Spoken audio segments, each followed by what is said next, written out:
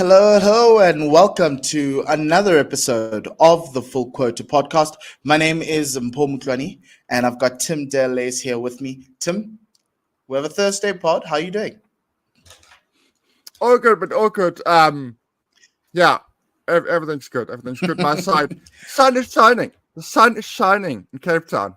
Okay, so that's good. Finally, someone told Cape Town it's spring, but you can see I'm wearing a sweater because it's a little windy in Joburg. Sun's out, but it's quite nippy.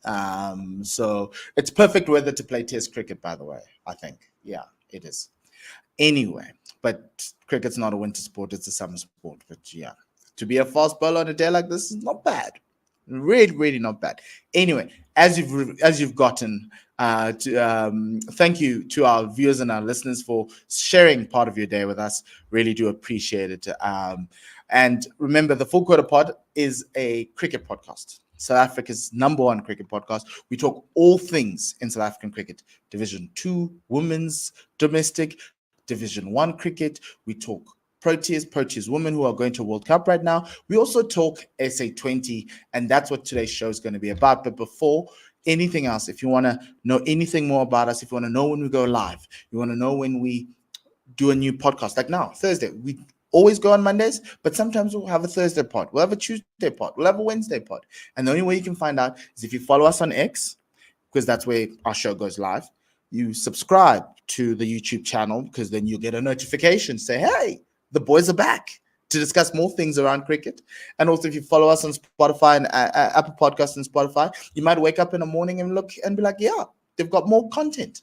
And that's what we're trying to do. Just give you more cricket-related content. It's not a lot of cricket-related podcasts. A lot of them are long-form essays, interviews, and everything else. We do that too. But on a weekly basis, we try to keep you updated and give you views on decisions made by CSA, decisions made by SA20, decisions made by the domestic teams. And today is about SA20. But before we do that, when we start anything else, you can please buy us some coffee at buymecoffee.com/fullquotapod, largely to help us produce more content. We're on Instagram, we're on YouTube. We want to reach as many people, so please share as widely as possible. And we appreciate any and all contributions to keeping this thing going and keeping the cricket conversation going here in South Africa. And if you're international and you want to know what's happening in South Africa, we're the podcast for you. And you have friends who are outside of South Africa and want you to know what's happening in South Africa's cricket game or in cricket scene, we're your people. And that's who we are. So now that I've done all the corporate talk, Tim, we like to start with things we've seen this week that we may have missed, that we may not have missed, that we want to talk about. And there are a couple of things I want to talk about. One, we spoke about the Proteas women being at the World Cup. Yesterday or Tuesday, we saw something amazing. Ayabonga Kaka took a fifer against India. They managed to restrict India in a T20 game to 144 for 7. Aya took 5 for 25 in her 4 overs, which is probably something she'll never do in her career again. Or it's a record. It's not saying she'll never do it, but to get to these levels it's going to take another mammoth effort. And she produced that mammoth effort. The only problem is, just like the men's side, the batters do not come to the party. If I told you, and if I told the coach or the captain, Laura, that Coach Dylan and Captain Laura, 145 to win against India, would you take that? Would you say that we'd have a chance at winning? Certainly. You would say that point, at the halfway mark, you would say it's slightly in our favor. That's how far I would go with the people that we have, particularly in our top order. You would think that would be not easy, but certainly gettable. Yeah, but we didn't get there. We lost by, I think, 20 odd runs. Was it 28 runs? It's really baffling with this team. A lot of people are now jumping off the ship, selling their shares. I'm going mixed metaphors now. Selling their shares on this team at the World Cup. I'm still trying to hold on to it a little bit. And the one positive for me was look at a world of difference. And when you have a fast bowler in Aya bowling for you. Not a medium pacer, a fast bowler. You've got Aya, you've got Marazan leading the line, and they create damage. They can cause damage at the front, and you can find yourself in a situation where you need to chase 144. Surely, with the batting lineup that we have, with the confidence that they got from Pakistan, you'd have expected them and the ability to play spin and all the learnings that they have, that they would get to 145. If you can't get to 145 against any side in the world, the only okay, maybe if it was Australia, I'd be like, okay, fine. But any other side in the world, you should be able to get to 145. It's we're not asking, it's not a lot. And my worry going into this World Cup is even 120 is a big question. And we play the West Indies tomorrow. If DeAndre Dotton in the start of the World Cup, if DeAndre Dotton just goes crazy, Tim, we and Stefanie Taylor and Haley Matthews, if one of those three goes big, do we have an answer? We don't. That's the issue. Our problem has always been, well, not always. Our problem for the last 18 months has been our bowling. So that is is certainly an issue. Look, I've said this before. We're going to win this World Cup with our batters if we're going to go on the way. We're not going to get there with the bowlers. If our bowlers are going to contribute, it's going to be the slower types. I said some weeks ago that Sunday would be bowling. Sunday is bowling. In these warm-up games, she's bowling, and she's bowling, by all accounts, pretty well. We know why she's bowling now. Because there's a certain Seshni Naidu in the side. Yeah. So I think it's going to be a problematic. The amount of people that we're going to have to keep quiet in batting orders that are very, very strong is going to be a challenge. But if it's going to come from our slower bowlers. It's not going to come from our pace bowlers. They are just going to have to not go for too many in general. I know Kakas is in good form at the moment, but I'm talking more in general. The backup from pace bowlers is a little bit of a worry for me. Yeah. Yes, and to a certain extent, I think it is. You're correct. It's that backup. It's after Aya and Marazan, who's going to have a good day. And we don't have those. We don't have that because Aya used to be the backup to Shubnam, right? And so you always had a capable bowler, and Masabata Class used to be also there, and she's also very capable as a backup, right? And now Class is not there. It's Dumisi Kukune, but she's probably not going to play. And so you then in the access of Annika Bosch, Annery Dirksen, Sune Lees, who needs to bowl, Seshni Naidu. Nunkule Komlaba is a very capable backup bowler, but everyone else around there isn't, right? And you know, it's like Chloe Tryon is also very good, but it's dependent. It's hit or miss with everyone else that isn't Mlaba in the side. Is the consistency that Aya used to give you as a backup when you had Shubnam and Marazan opening is not there.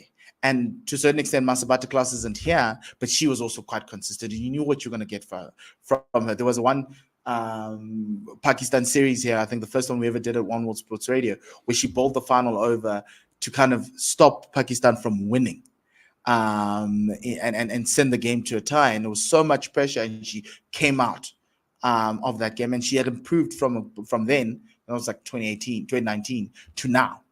And it's just sad that she didn't make the squad.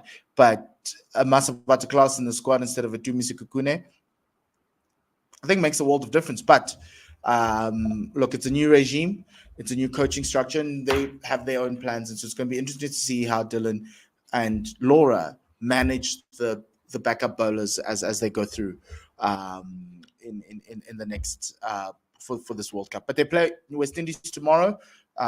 Remember, they play West Indies tomorrow at 12 midday. So game starts at 12 midday. They're playing in Dubai. So it's going to be quite interesting to see that. This World Cup's going to be probably won and lost on fielding. So the best fielding teams are going to be the ones that are going to win. So hopefully our ladies are there, ready to take catches, ready for the ground fielding, and ready to run people out. Okay. Next thing I want to talk about before we go to SA20 is Shamsi has now requested. Oh, let's talk about yesterday's game first before we talk about Shamsi. Were you happy with the batting lineup, batting effort from the Proteas, Tim? Because we won by 139, but at times in that batting display, it looked like we were going to be one hiding to nothing, and we we're going to be upset again. It's a bit of both, I think, for me. Some weeks ago, I said that this tour, which encompassed the Afghan series, was going to be an important one for Rickleton. I'm delighted that Rickleton has put his foot down and started to dominate attacks in the way that he has. And no, it's important because we've seen it week in, week out for Lance. We know how good he is. We know how strong he is. We know he is good enough for this level. There is no doubt about it. It's just up until this point, he hasn't quite done the numbers to support continually being backed. So I'm delighted for him. Stubbs is a class player, is class innings, but at the same time, you talk about fielding with the Women's World Cup. If Ireland had fielded 80% of what they could have done, they probably would have got them out for 220, I reckon, 220, 210. And I still think we would have won, but obviously we would have won by considerably less because I dropped several catches. So if I had caught well, it could have been very, very different. And to a certain extent, if you look at that scorecard, it's flattered by the lower order partnerships. Bloemfontein 28, Lazard Williams 13, Lungi Ngiti 20, right? And to a certain extent, it's Ireland, right? So they, it's in a 50 over game towards the back end in longer formats. Smaller nations tend to fall off towards the back end. They'll put you under pressure, but the moment we now need to go to bowler 3, bowler 4, bowler 5, 6 even, the pressure isn't as consistent as one of the Ireland's a full member nation. I understand that, as one of the bigger nations in ODI cricket. And you kind of saw that because when you looked at the middle order of the Proteas, nobody contributed. It was Ryan and it was Tristan, and then it was the lower order trying to patch things together, right? And to a certain extent, this should not absolve Rob Walter. It's a great big win, but that seat should be getting a little bit hotter. And it should be a signal to the team that one mistake and it's panic stations. The bowlers made sure that it wasn't panic stations because it's a win. A win's a win is a win. And if you just look at the scorecard, it looks like, the Ireland put up a fight here and there, but the Proteas came through. I'm more happy about the bowlers, but essentially what the series is, you need to bully the smaller nation. And Ryan Rickleton has taken that mantle and he's done well. So has Tristan Stubbs. We're just waiting for everyone else to do that. And from a bowling perspective, Lazard, as always, 4 for 32. Beautiful, beautiful spell. Bjorn coming into his own. Maybe he's been listening to our podcast. Lungi as well, 2 for 35. So you're getting a sense that the bowlers are now are showing us what we expect when you play a smaller nation. And that's all I think we can say on this one. Yeah, I totally agree with everything you said. It's a win. It's a lot of tick boxes. From Ireland's perspective, they cannot look at that and go, it can be lost, but my word, did we make a lot of mistakes. Even though they had us in all sorts of trouble, they make a lot of errors, despite bowling well at the start. But for us, as you say, it's a win. Important people scored runs, and fringe players got wickets. That's important. Yeah. And this series was supposed to get Temba into form. Temba we need you somewhere, somehow. We need you to start scoring runs. It's Ireland. You scored your first 100 against them. Come on. Yes, my man. Finally, Shamsi. Today we just got a press release saying that Shamsi has requested that he opt out of his national contract. Obviously, Shamsi has now, with the not the emergence, but the form of Keshav Maharaj, has now moved into the number 2, number 3 spinner category in South Africa. He does bowl left arm wrist spin, which obviously goes away from the left-hander and goes into the right-hander.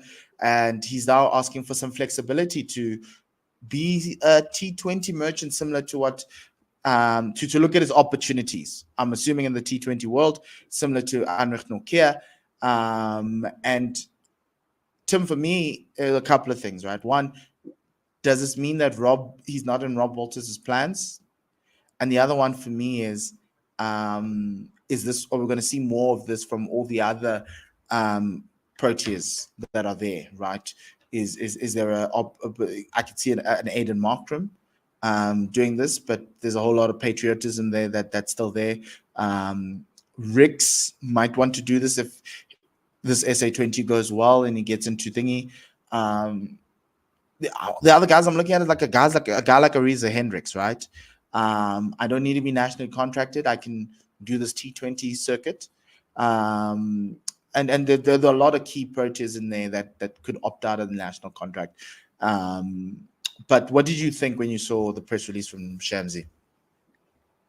So the natural reaction is obviously to be shocked and horrified, and you play your patriotic card and you say, how dare you turn down a contract from your country, and etc. etc. But that lasted like a split second.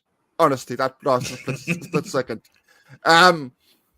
I have no issue with it. I am fully behind it, fully in support of it. If that's where he wants to go, if that's the direction he wants to go for the next 2 or 3 years of his career to maximize his financial potential, I have no issue with it. I have no issue with people who are, at least in terms of age, not in terms of performance, in terms of age, the wrong side of 30, going in these avenues. This is the way the world is going. I don't have an issue with it. I really don't. What I have an issue with is when it's a 25-year-old. When a 25-year-old is doing this, then I'm gonna be very, very angry. And I'm going to be very angry at everything, at the situation. But from Shamsi's point of view, it makes perfect sense. From South Africa's point of view, when you've got Keshav and now Nkaba Peter coming through the ranks, he's now in a position where he isn't going to be waiting in the wings like Shamsi was when Tahir was around, waiting for Tahir to retire. So it makes perfect sense for me. I still think he will play. I still think he'll go to the next T20 World Cup. I see no issue why that should not be the case. But if it is the case, I'm not overly concerned, because I think our spin bowling department is fine. I don't think we are struggling in that department. Yes, we're not, because we were talking about the likes of Prenel and Subrian, who's a very good T20 limited overs bowler, who's not even getting a look into these squads, even a test squad, right? You've got Simutusami, you've got Ngaba Peter. There's a lot of bowlers, and obviously Dane Pete would be very interesting to see how Dane Pete plays in this CSA T20 challenge. He's also got an SA20 contract, which we're going to talk about soon. So there is a lot of options. My thing is, it just speaks to the inflexibility of the CSA contracting structure. And to a certain extent, I do think you should be contracting these players to some sort of contract. You can allow them to do a lot of things, go around the world, be mercenaries. But if we need them to be called out for certain series, we can't be doing the club versus country battle and the players effectively choosing not to adhere to that. Obviously, it speaks to communication from the coaches as to what the plans are, when you're going to play. And to a certain extent, Shamsi doesn't want to be shackled, because he wants the option to say, no, Rob, not this one. And I'm still a little a little bit weird about it. But CSA, we need specific contracts, even if it's to just pay them the minimum, just to say that they are contracted with us, just so when we need them, that they're there, right? And you don't have to be paying game fees all the time, which is slightly more expensive. And you can just, have a contract to say, Riza, you can go around the world, you can be a T20 mercenary, but for T20s, when we need you, we'll call you for 25% of the T20 you play in the year, something like that, right? And you can adjust it as you go to the World Cup and something like that, just to make sure that they are secured. You don't want a situation where you are playing a series where you actually need Shamsi to play to help you figure out a World Cup squad, and he's like, well, can I do the other one? Player power is great, but not so much. There needs to be guardrails around all of this and a balance. But essentially, happy for him. Go get your money, and you got a lot of money you're getting a lot of money in SA20 for JSK. So we shall see how that's going to go. Actually, speaking of SA20, Tim, let's go there. Auction happened on Tuesday. Not a lot of transactions happened. All the squads were largely done by the time we got there. The interesting ones for me were the filler ones, and obviously there was a big transaction we're going to talk about as we go through the squads, which was Riza Hendricks. I'm really surprised how JSK let him go to the market, but obviously JSK got Devon Conway, but I've seen Devon Conway on the Highveld. I know Devon Conway on the highway. I went to school with Devon Conway. I'm worried because I think you're going to get the same or even slightly less than Riza Hendricks. And Devon's on a downward performance basis, right? His form's not there for New Zealand. It's a little bit iffy. So it's for Stephen Fleming, I get, but that's my only question. Anyway, what do you think of the auction? And do you think we need a reset auction or like an expansion auction so these teams cannot keep some of the better performing players in their squads? I understand, you want to, have some continuity, but I was really disappointed that it wasn't like a mega auction.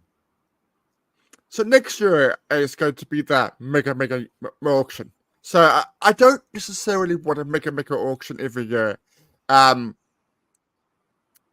It goes back to my personal interest in that if I'm interested in a team, I'm interested in a player. I'm interested in a player that has been with that team for at least 2, 3, 4 seasons. He's been around. He's become accustomed to those conditions, and I associate that player with that team. If we're having a biggish auction every year, and it's just a merry-go-round, I still think the people will turn up. We'll still have good crowds. We'll still sell tickets like crazy. People will still go, but that affiliation with the teams will be less of a thing. And I think even though there are so many leagues, I do think the better leagues, it is important that they have marquee players that are associated with certain teams. They are, Rabada, my Cape Town, Aiden, Sunrisers, FAF, JSK, so on and so forth. It's important that you have those players that are associated with those teams to remain, I would say, a bigger following. I think you get a bigger following if you have that connection. No, I hear you, and I think it makes sense, and I've got no issues with that. I just thought, I want to see big names off the table, but those big names were contracted before, and so then the question begs the question: what's the point of having an auction? And the thing for me, from a broadcast perspective, the auction is a great way to start this SA20 cycle, right? Yeah. There's a big TV event, and it was like a damn squib because some teams even have money. So then why are you there? Yeah. So there needs to be a balance. This was too small. 13 players. 13 players. There needs to be some kind of a balance. I don't know how you make a balance, but there was a lot of fanfare. Somebody said that actually to me. friend of mine said to me, "It's a lot of fanfare for very little." You know, the whole thing was a huge build-up for 13 players. Yes. The It auction master, literally, they paid Richard, who I'm assuming like costs a lot of money. That guy who does the auction, right? And I think he does yeah, a great job, by the way. For 13 players. For 13 yeah, players, yeah. It's it's a bit mad. it A bit baffles me. mad. And it got to a point where like halfway through, Richard's like, no, just tell me who you want. Just write it on the list, and then I'll just put it up there and see if it. And I was like, you know what?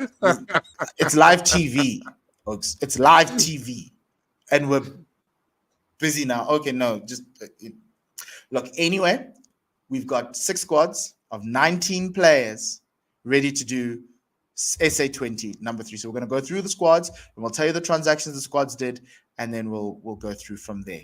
And I'll just read out the squads for our audio listeners, the Spotify and Spotify and Apple Podcast listeners, and then we'll discuss each team and the transactions they made. So, Sunrisers Eastern Cape, they didn't do much in this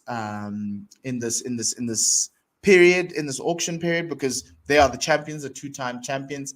And from a transactions perspective, at the auction, they got Oguhleqele, which we believe, me and you, Tim, the Full Quarter Podcast believes is a steal. We think this man's got a lot of potential. He's got a lot of pace. And to a certain extent, with the Otniel Bartman's form waning, Oguhleqele could be the next option. Because obviously when the Sunrisers are at the top, they're looking for what's going to make them better. And I think Oguhleqele makes them better. Richard Gleeson, they got him in. He's another bowler for 2.3 million. I think he played for the Durban Super Giants last year. And then from a rookie perspective, they got Daniel Smith from the he's a Western Province boy. They got him in as their rookie player. So the squad, the 19-man squad reads as follows: Aidan Markram, the captain; Zach Crawley, Rulof van der Merwe, Liam Dawson, Othniel Bartman, Marco Jansen, Bear Swanepoel, Caleb Seleka, Tristan Stubbs, Jordan Harman, Patrick Kruger, Craig Overton, Tom Abel, Simon Harmer, Andile Milani, David Bedingham, who they got in the offseason, Oguhleqele, Richard Gleeson, and Daniel Smith. Tim, what do you make of this team and the moves, and is it enough for them to win a third one? I will get back to your question, I promise. Am I right in thinking that Rulof wasn't there last year, so he's back? Yes, he right? wasn't. He wasn't. He's back. Yeah. He's back for season 3. Back. Yeah. Look, what they do so well is they've got a fantastic team ethic in there that everybody plays for each other. There's nobody in this squad that shouts out superstar. With all due respect to the players that are selected, there's nobody there that is a Chris Gale. There's nobody there that's a Shia Defridi. There's no big, massive signing that they've gone for. I think that is what makes them a winning combination. That what makes them a very difficult team to play against, because you can't just target 1 or 2 individuals and then the rest topples down. They all pitch in. Liam Dawson has had a fantastic season over in England. To have him and Rulof, I think is a masterstroke. Last year it was just Liam Dawson. To have them both available, it's a master stroke. 2 things that are a little bit surprising for me. I'm not sure I would have signed Gleeson. I get it. Extra genuine pace. I get it. But he's 36 now. He hasn't been the force that he was. He is a T20 specialist. I just wonder if they could have gone in a different direction on that. And the other one, the one error I think they made was the rookie pick. You know that I love Daniel Smith. You know that I have been talking up this guy for 2 or 3 seasons. This is not his format. This is not his game. I know it's only a rookie pick. I know he's probably not going to be regular, this is not his game. He chews up too many deliveries. He Mm. gets a lot of dot balls in this format. He does have the sort of T20 repertoire, but he has not learned how to play a T20 innings at this level. That's Yeah, my issue. Yeah. I found it quite baffling because, like, a lot of teams are saying no, they're looking for rookies who have experience in domestic cricket and essentially that. But Daniel Smith, when it comes to Western Province, doesn't feature that often. And that was the surprise for me in terms of why they went there. Are there any other rookies that you could have picked in that spot who were or are batters? Yeah. So they were obviously looking for a second wicket-keeper option. That's obvious. I think if Daniel Smith wasn't a keeper, he would have gone somebody else. But they should have gone with Michael Prince. Yes. If I'm going wicket-keeper batter, Michael Prince is far better balanced at white ball cricket, particularly this format. Isn't going to And chew up at deliveries. Much more suited to this format. Ronan Harman, he wasn't picked up by a team, right?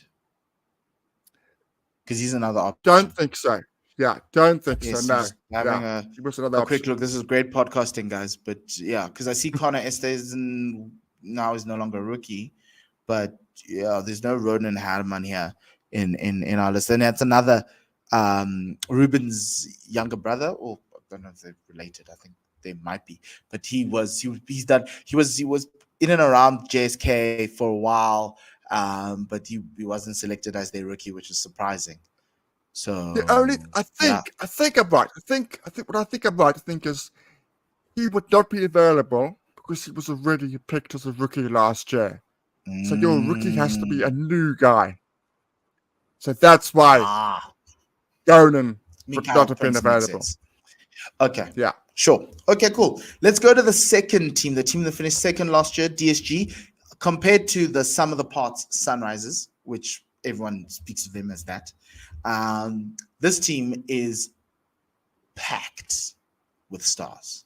Brandon King coming in.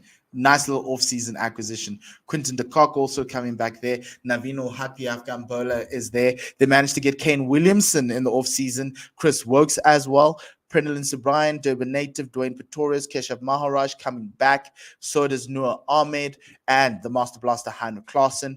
You've got John Smart still coming back in. Vian Mulder as well with Junior Dala. Bryce Parsons was the rookie last year. He's now in the team fully fledged, hoping for a big season. Matthew Briedsky, Jason Smith, and then the overseas contingent of Marcus Stoinis, who came in last year mid-season. And they splash. They got Shamar Joseph. That was one of the only signings from DSG. They got Shamar Joseph for 425,000 Rand. And then they went for Christopher King, who currently plays for the Warriors, an all-rounder in the form of this team. All-rounders, bar probably Brandon King and Kane Williamson. Tim, your thoughts on this team? Stacked. This is stacked. This is the best DSG side picked Ever. that they've Or picked since they've started. ever. This is just an incredibly well selected squad, properly balanced, not overloaded in all rounds like they've been for the first 2 seasons. They've still got plenty, but it's not overkill, which it was. It's gonna be hugely exciting to what they can do. On the left, you've got Klaassen, Ahmed, and Quinton de Kock, who I just think are going to be. I think Nuran Ahmed's going to be sensational. I just hope he plays every game. And on the right, Bryce Parsons, Matthew Bretsky, and Jason Smith. Those 6 players. Will they even play? Hey? Will they even play? You've got Stoinis, you've got Kane Williamson. This batting lineup is stacked. I know that's true. You can't play all 3. Yeah, that's true. That's absolutely true because you're going to have to play. Kane's going to have to play. King's going to play. Stoinis going to play. King's going to play. And Noah Ahmed's going to play. It's going to be Yeah, that's a challenge for them. To get 11. That's going to be a challenge. But No, in no, no, terms of a no. It's squad, simple, Tim. it, it's stacked. This is probably one of the best squads in SA20 ever assembled. Fine. Brandon King Yeah, opening with Quinton de Kock. Kane Williamson at 3, right? Or Kane opens and Brandon King comes in. But that top 3 in itself, you can yeah, then even have enough time to bring in. So one of Parsons, Bretsky, and Jason Smith are going to come in at 4. Vian's going to come in at 5 with Klaassen at 6. Even Klaassen at yeah. 5 No, as well. you're absolutely right. And that's a shame for the locals that I mentioned. I really like all 3 of them to get through, particularly where they are in their careers. You want Jason Smith and Bretsky to play. They're To be now playing. Proteas players. They want them to be playing every game. That's what you want. You don't want either of them sitting at the bench. So I hope they find a way to play all of them. Even if Jason has to bowl 4 overs every game. I know I don't like him bowling, but if he gets him with the squad, fine. Okay. But if there was a weakness in the side, it's their fast bowling, their pace bowling. They've gone with a lot of all-round options that are medium paces. I like Chris Wokes. I think he's a good addition for the side. He bowls a heavier ball. But from a fast bowling perspective, I'd have loved to them to get a backup fast bowler outside of Shamar Joseph, or to back up Shamar. I know Naveen is also there, and Junior Dalla's there, but I'd have loved an improvement and an upgrade on Junior Dalla. I'd have tried to get Ogutlekele, with him already playing in Durban, but Shamar adds everything, you know. And the thing about this team is they're covered in power hitting with the batting, they're covered in spin bowling, and they're covered in fast bowling. Obviously, with Shamar, them getting Shamar at 425, which I think was a steal. And the only problem is if Shamar breaks down, who's your quick pacer? Junior Dalla's been doing it for years, and as you say, Timmy's on the wrong side of 30. So what happens there? And I think for me, that's the question on that. Richard Gleeson was a great find for them last year. He helped them out for the beginning of the thing while Reece Topley was trying to sort his life out. There's no more Topley. They've replaced him with Shamar Joseph. But that for me is that who's that B grade seamer? They think it's Chris Wokes, but I know why they went for Chris Wokes, because you can bat until 10 in this team. Yeah, all-round package. Yeah. Yeah. You're right. What they're going is, we're going to be unbeaten at home. We're going to be unbeaten at home, and we'll win a couple away. That'll be enough to get us into the playoffs. That's what they're banking on. But, that's why they didn't go for an extra pace guy. And they're banking on Heino Klaassen, because Heino Klaassen equalizes whatever advantage the other team has, because the game's not over until he comes in. And that's what SA20 season 2 was. It was like, well, if you get Heino Klaassen out cheaply, you have a chance of beating this team. And the Sunrisers managed to do that in the final, and they managed to become back-to-back champions. So that's the thing. Okay, let's move on to the next team. DSG, my word. JSK, the men from Joburg. Faf du Plessis is captaining the side. Moen Ali returns into the side. Johnny Besto comes into the side as one of their off-season acquisition. Mahesh Tikshanak also is a returnee, similar to Moen Ali. Devon Conway hopefully can play the full time. Devon Conway is a new addition to the side. Gerald Kutsia, David Visa, Leos Duploy returns to the side. Lazard Williams also returns to the side with Nondre Berger. Donovan Ferreira is a big season for him because he's just is nowhere right now in terms of his cricket, but we're seeing some shoots with SAC as a T20.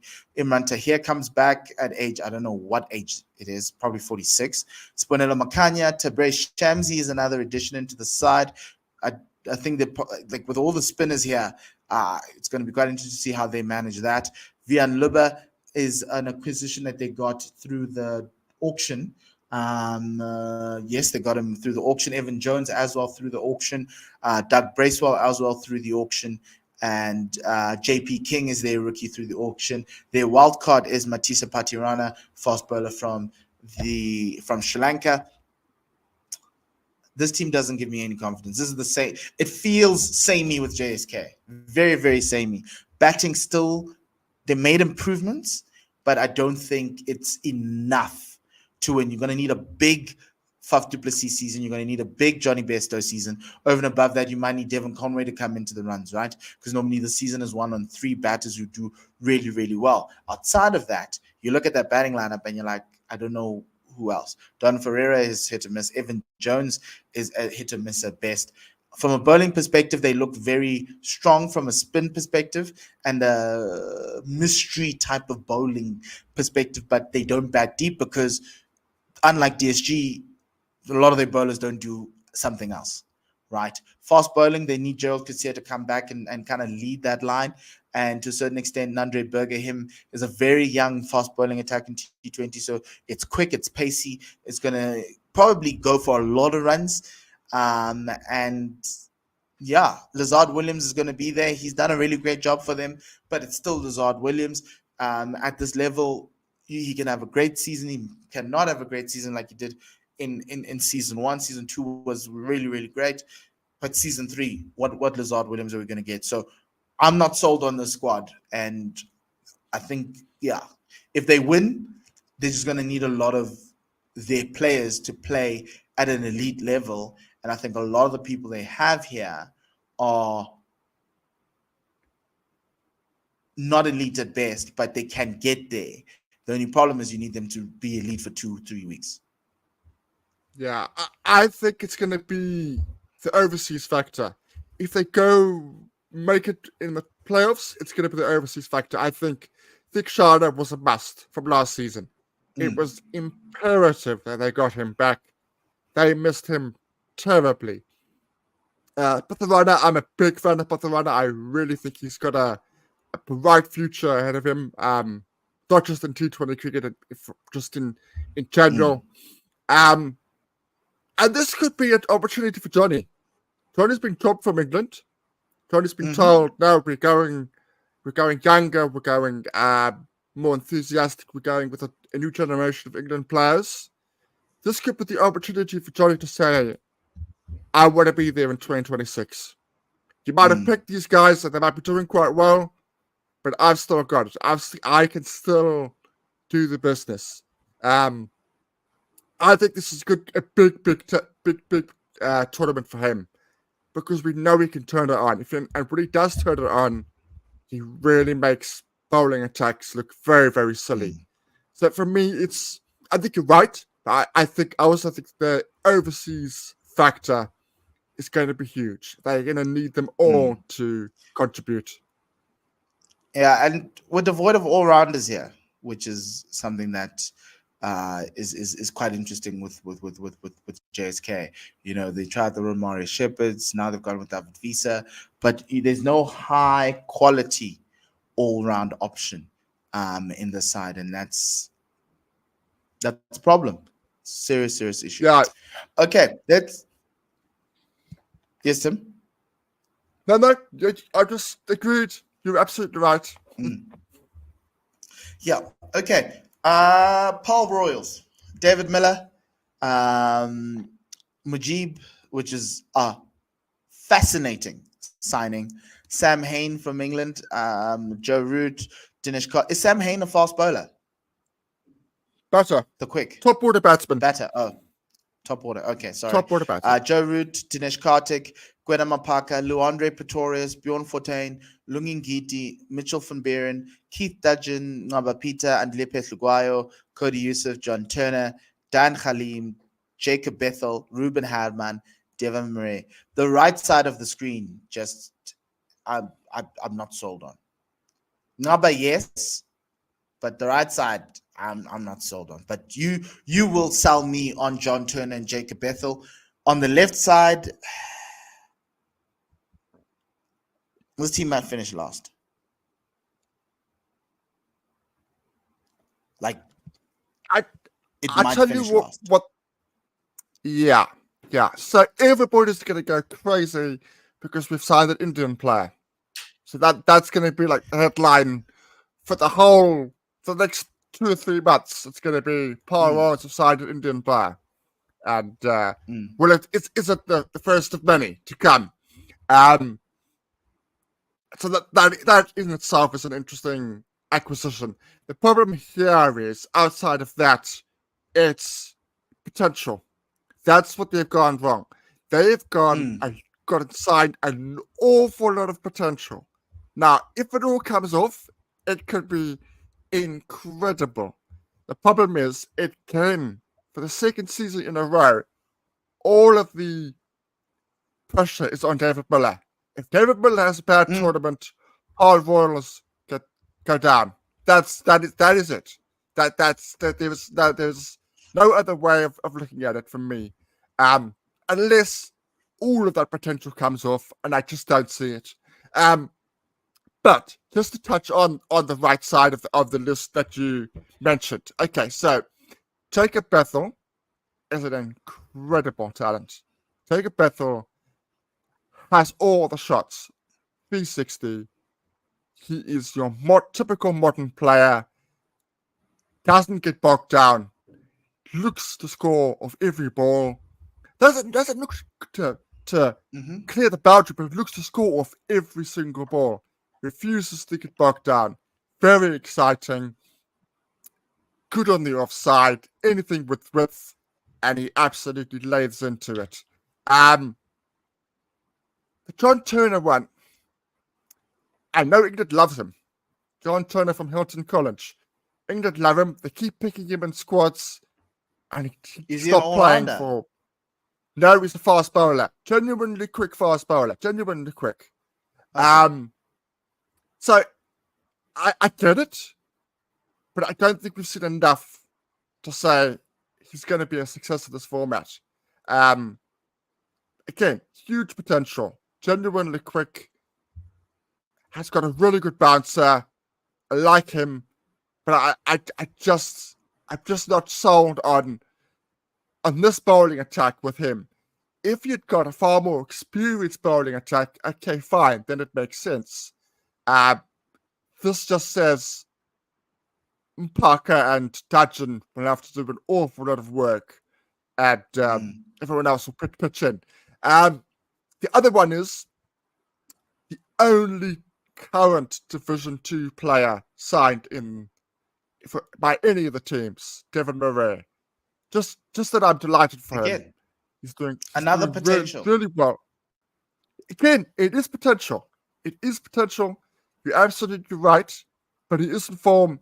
He is doing well. And I'm really happy that a team wasn't scared to sign a Division 2 player.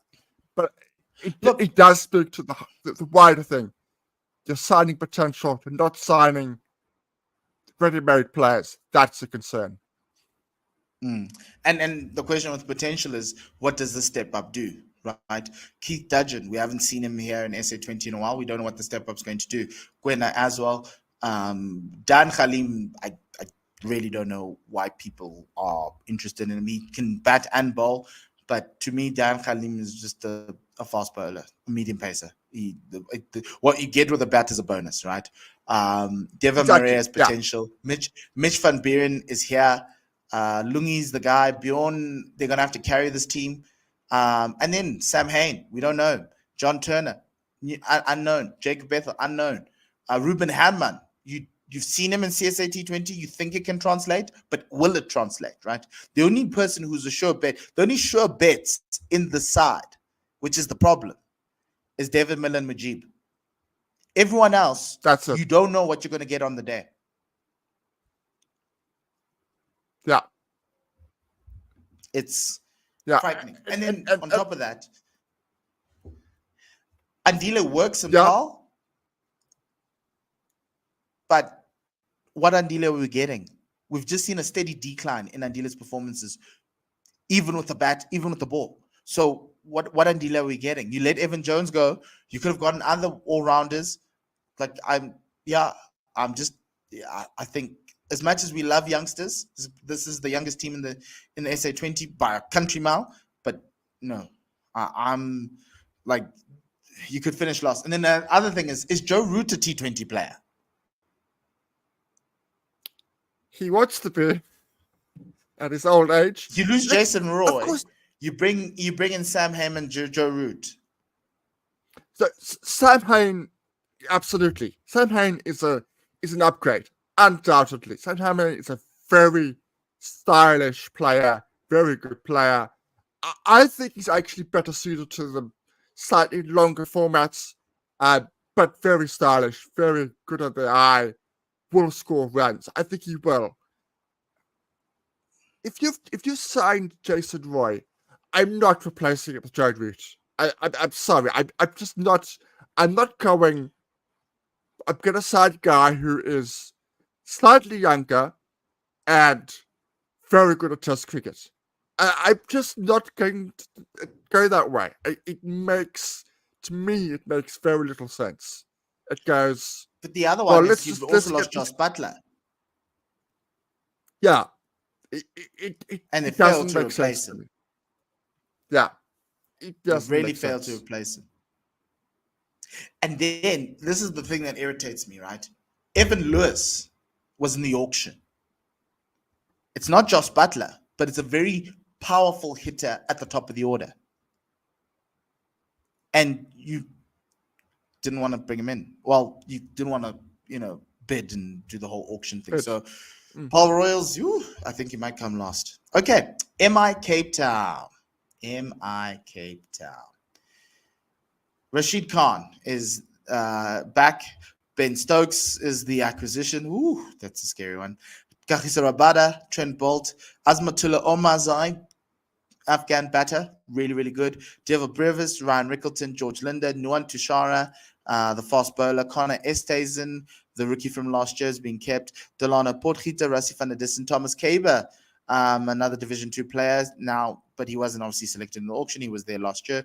Chris Benjamin, who Tim needs to tell me about, Corbin Bosch, Colin Ingram, Reza Hendricks, Dane Pete, and Tristan Luce. Everyone's going crazy about the Reza Hendricks signing. The Reza is good, and I think he improves this team. And he's always a great acquisition. The question, obviously, is we've seen Reza in SA20 before, and he hasn't lit it up. He hasn't given us a very good season, even by his own standards, right? I look at this team on paper, looks great. MI Cape Town for the last 2 years on paper looked great. The problem with this team, again, similar to the Paul Royals when they start, similar to the Paul Royals 2 years ago, they went on potential. Now the problem is that it's now time for that potential to come through. Ricks can play well. Reza can play well. Deva Brevis has given us here and there a few things. They need a good season from him. Ben Stokes is going to elevate this team. Russie's good. But again, from a bowling perspective, this team falls short again. They can score the big runs, but I don't think they can defend the big runs. I like that Tristan Luce pick, but again, he's still young. Tell me about Chris Benjamin, Tim. Excuse me. Chris Benjamin is also another South African. He's now playing in England at Joburg Pawn. Then very exciting. Very highly thought of. He's just moved from Warwickshire to Kent for next season. Not quite getting the opportunities that he wants, and he also wants to play cross formats. Look, he's exciting. He does have a T20 shots. He does have a T20 game, which is why he wasn't getting the exposure that he wanted at Warwickshire, because they just saw him as a T20 player and nothing else. He definitely has the T20 game. Definitely clears the boundary. Goes straight quite a lot. He's very strong for not a big man, but he's very strong, so he can clear the boundary quite easily. But I don't think he's been quite as consistent as his talent showed a couple of years ago. But it is a good signing because he has, again, genuine quality. I think it's a little bit more than just potential. I think he's got genuine quality. He just needs to be a bit more consistent. Okay. What do you think of the team overall? Dane Pete coming in, spinners union with Robbie P. From a fast bowling perspective, this team, if Kagiso goes down, you're done.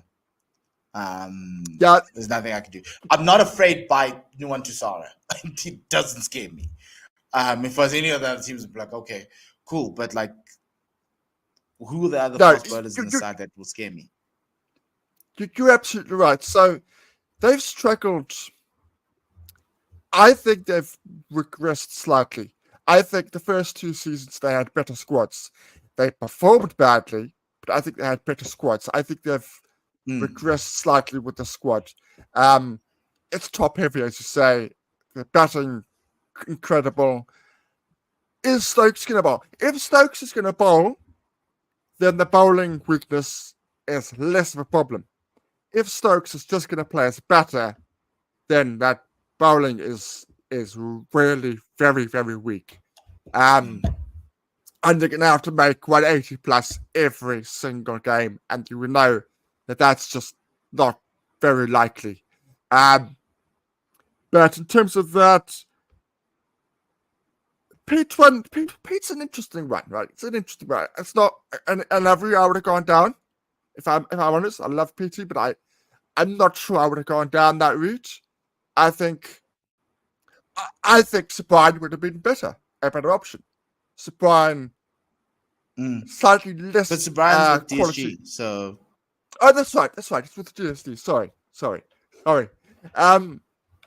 But I'm a little bit surprised that they've gone in that front. I'm sure they could have gone in a slightly different direction. But also with these signings, if we look at them, they don't just sign them for quality; they sign them for marketability.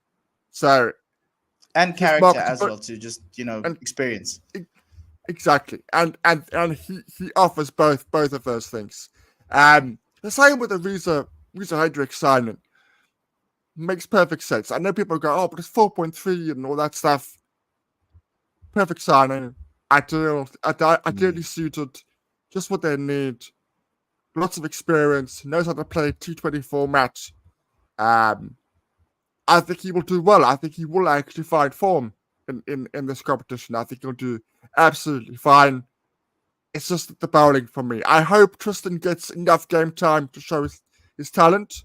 That's all I hope for. But yeah, that's it. It's top heavy. It's unlikely at this point to make the playoffs. Looking at the squad as is, unless somebody in that bowling department has a really good tournament. Yeah, no, that's true. Yeah, they need someone, and if it's Rashid can carry you all the way, and it's similar to Durban Super Giants, but Durban Super Giants still power pack. But the answer is if Hannah Klaassen's still playing and he can still change the game, he will. Same thing with Rashid Khan, right? And those 4 overs from Rashid Khan are very important, but the 4 overs from everyone else, I don't know. And Kagiso is lethal, but in this format, this is probably Kagiso's least potent format from a bowling perspective. ODIs and Test match cricket, he's there. This one, and he's a marquee name. We get it and we love it. It's just, yeah, it is what it is. But again, the blue Ferrari that has no engine. So that's what it is. That's what we call them. They look good, but they can't drive. Final team, Pretoria Capitals.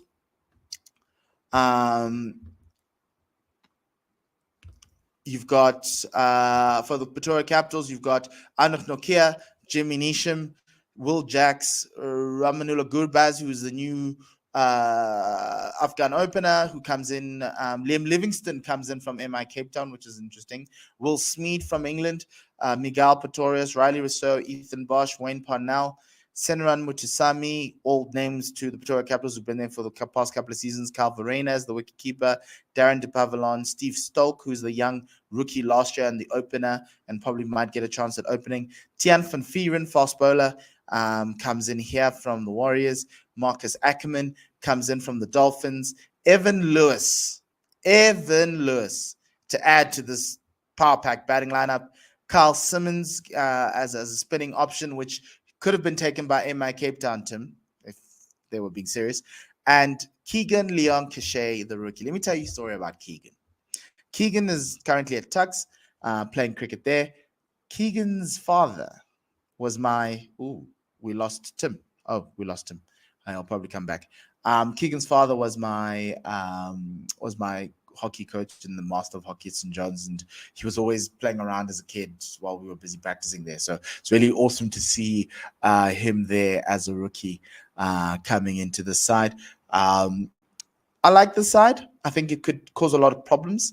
Again, from a fast bowling perspective, if Darren de Pavillon and Miguel Pretorius are the guys who are your fast bowlers, you won't go far. But I like the Will Jacks. They lost Phil Salt. Anish Nokia is a question mark in terms of fitness, but he looks really good. So he needs to have a great series for them. Will Jacks, really power hitter. Phil Salt, have they done enough to get Phil Salt back in? We don't know, but I do know that Evan Lewis is going to give them something, and it's in replacement for Danan Jaya de Silva, who was the other batter from Sri Lanka, but he only played, I think, in 1 and 2, SA20 1 and 2. It's very samey, and I think Liam Livingston is an interesting pick because he's also another batter on the decline. So a lot of retreads and trying to see if you can, relive the glory days of when Liam Livingston was the world's best T20 batter. So it's actually quite an interesting thing. But there are some notable exclusions. One of them is Temba Bavuma. Everyone's going to want to talk about that. But I think from a Temba perspective, T20 cricket may not be. It'll be nice for him to be picked. I think he wants to be picked, but I think he may not. He wasn't going to get a lot of game time. The other notable exclusions, as we try to get Tim back. Tim, your thoughts on the Pretoria Capital squad before you left? I told the whole world about Keegan Leon Cachet. His dad was the master of hockey at St. John's and sports in general. And Keegan, as a kid, was always on the hockey field with us when we were practicing and doing all this stuff. So it's good to see that he's now there, Tuks player, and now he's made it into the Pretoria Capital squad. So it's a quite a full circle moment for me because this kid was like 3 years old when we were doing this, and now he's playing SA20. Awesome. Just tell me the squad just quickly again. I did take down it. Just Nokia, Nishan, Jacks, Gubaz, Livingston, Smeed. Who's Will Smeed? Batsman, top order, opening bat. He'll be, I would imagine, opening batsman. Yeah, that's a top order batter. Yeah, he's like Full Assault. So smashes it big time. Yeah, he's actually given up on red ball cricket to focus on white ball cricket. So, it'll be interesting to see if that decision has actually worked for him. Yeah, so he's very, very, very exciting. Evan Lewis is huge, obviously. So Will Smeed and Evan Lewis together, that as a potential opening partnership could be rather exciting. With Gubaz, Riley Rousseau, yeah, it's a scary, and it goes to their identity, right? As Pretoria Capitals, they just want to be a big hitting team up front. They want to take your soul away up front, put down the big runs on the high felt. The Centurion is a 200 plus scoring ground in T20, and it speaks to that. The only problem I'm having is the bowling. I like Anrich, but we don't know what version we're going to get. He's a really good T20 bowler when he's on song. And similar to the World Cup, we weren't sure, and he gave us the supernova Anrich.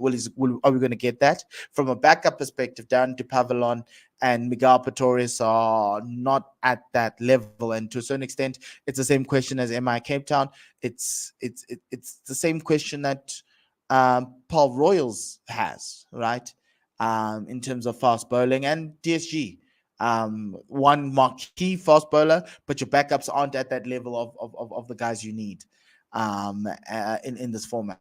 So I'm not sure about this team, but I like the squad from a batting and from a batting perspective, and I think they will be very, very, very competitive. Yeah, just on that. So I agree with you. I'm a little bit worried about de Pavillon. De Pavillon seems to be regressing at the moment. Did not have a good time over in England at the was very expensive. Didn't. I'm a bit worried. I think that the injuries that he had, a couple of years ago, maybe catching up on him. The factor that they do have with Ethan Bosch and Pretorius is hitting ability. Now, they are going to bowl their 4 overs. They are, absolutely. And I think Ethan will be fine. I'm a bit worried about Michael in this format. But the reason why they've got them is because of those hitting ability coming in at 8 and able to get quick runs. I agree with you. I think Sen could be very important in this. If Sen can somehow support Andrik in those middle overs, then it could be very, very important. But you're right, in a similar way, not as bad as Mike Time, but in a similar way, and it makes more sense because of where they're playing at home. They are a little bit top heavy, and a little bit light in terms of the bowling department. Yeah, and the fact that they've lost Adil Rashid, that is huge, and they haven't been able to replace him. And yeah, it's massive, really, really massive. And to a certain extent, that's what made the Pretoria Capitals competent, right? You had Anwar and Adil Rashid, and then everyone else filtered around there, and you managed the overs. Now, like in my Cape Town, just top heavy, and you're so reliant on your batting to be strong. At least the other teams try to achieve some sort of balance. But these two teams were just like, no, we need batters, and we have one marquee bowler, and everyone else around them needs to play at an elite level. Can Sen do it? I'm not sure. Can Carl Simmons do it? I don't think so. So can Jimmy Neesham do it? Guys, I know they love him, but no. No, we'll see. I think. Yeah. I think that's been an issue. That is more of an issue for me, is that they've got Jimmy and Wayne. I said last year that Wayne should go. I got all the whole captaincy and all that kind of stuff. I thought that last year should have been Wayne's last season in SA20. I still stand by that. If he makes me eat my words, fine. I'll come on there and I'll say I got it wrong. I think they got it wrong. I think Wayne and Jimmy, to me, makes very little sense when you are already a bowler light and you don't have Rashid. It doesn't make a lot of sense to me. That makes Andrik's job doubly difficult at the moment. Yeah, it does. And yeah, well, before you came back, right, there were some notable omissions to this one, to this auction. I know Temba put his hand up again, and he wasn't selected. Also, Sisana Magala is no longer there, which is a travesty, but it also tells you of a bowler who has fallen off the cliff in terms of that. And do you have any other notable exclusions in terms of players you thought would be picked, but weren't picked? No, not at the top of my head. Outside of when we discussed earlier, Tim. We discussed side rises. Miguel Pritz and Sasanda. There will be others, of course. But those are the two that are big. Those are the ones that are noticeable. Michael's admission doesn't make sense to me. Sasanda's at least does. They look at his injury record, fitness issues, and there is a risk factor. There's no getting around the fact there's a risk factor in signing somebody who undoubtedly at his best absolutely still deserves a contract. But will they get their best from him? That would be the issue. And I understand why they wouldn't go there. if he's fit and he's past everything, I'm taking him over Jimmy or Wayne. I know Jimmy and Wayne are all rounders, but how many runs are they Mm-hmm. getting the last couple of years? Wayne has got hardly any. If we're honest, Wayne's got hardly any runs. So Wayne is playing as a bowler and as a captain. I think Yeah. captaincy in this format is overrated. Um, but there will undoubtedly be, if I'm trying to think now, um, again, it would have been a risk.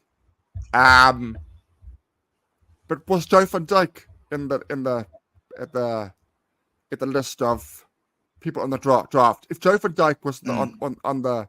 on the list, I would have gone with him. I know he's an unknown quality. I know he's untested, so there would have been that risk. I absolutely. But if you want genuine, Mm-hmm. quick pace bowler, who's going to have an impact, I think you go along go that route. Mm. No, I'm with you. And to a certain extent, there's another player that we haven't spoken about, and that is Tony DeZorzi. He didn't get in. How I think for me, it says a lot about obviously where his career is in terms of T20 and the Durban Super Giants, that little situation that they had there. Felt that they didn't need him, and he wasn't picked up as well. And those are obviously the South African players. But for me, the Sisanda Magala needs to be spoken about.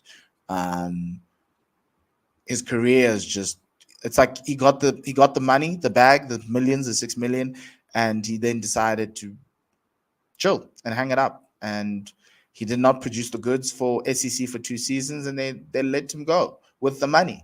And this was a situation where had he got another SA20 contract, that's generational wealth. That's pushing you there. And it's just unfortunate that a guy who was so important to the Proteas plight and World Cup squads a couple of years ago is now just out. Similar, obviously, Yanama Malan, but obviously he didn't play in season two of this one. And so it's just quite disappointing to have a look at that and to see that guys like that are not there. Obviously, we know Timber's plight and we understand that, but like that's essentially a career lost, a T20 mercenary career opportunity lost, and it's Yeah, disappointing. I think if you look at the squads in general, I don't look at them and go, they're missing a top order batter. On any of the squads, I don't think that. You Mm, can make an argument for a like replacement. You prefer this person to that person, but I don't think that they are missing a top order batter.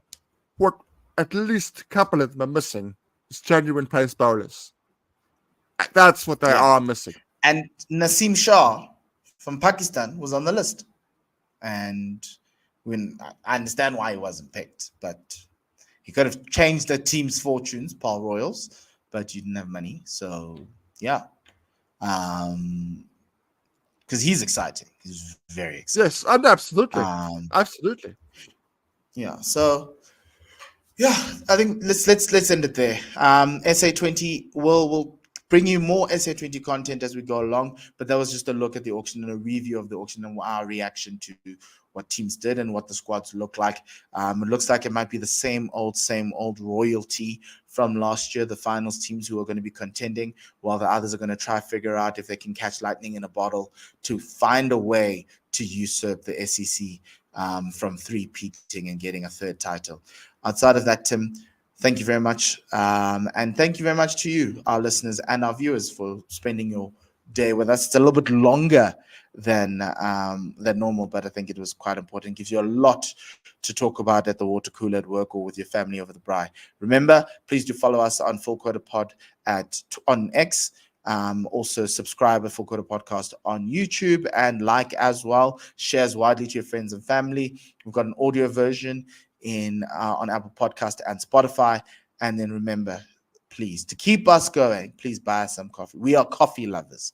Please buy some coffee, and any contribution will go towards providing more content, and it is appreciated. Thank you very much for your support until now, and we look forward to chatting to you again on Monday when we try recap what's happened in the CSA T20 Challenge and Knockout. lots of games to cover. So we're just going to get going. But if the Proteas decide to lose a game, we might end up talking about them because Rob Walters' seat is very hot, and I don't know what can fix this ODI side or the limited oversides for the Proteas.